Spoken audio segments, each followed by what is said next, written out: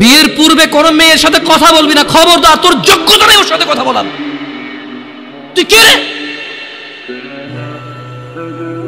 বামন হয়ে চাঁদের দিকে হাত বাড়াবি না।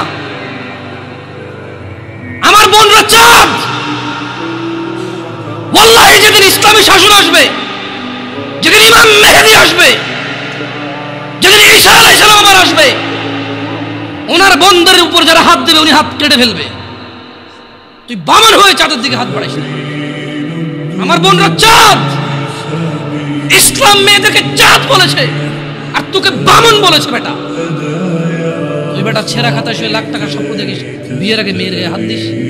তোর সাহস কত? তোর সাহস কত?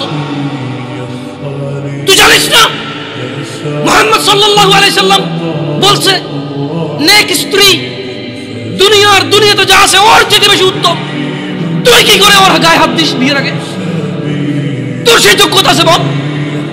তোকে আল্লাহ জাহান্নামে ফেলবে, তোকে আল্লাহ জ্বলন্ত আগুনে নিক্ষিপ্ত করবে, তোর শরীর পচবে, তোর শরীরের গন্ধে জাহান্নামীরা থাকতে পারবে না। তোকে আল্লাহ এত নিকৃষ্ট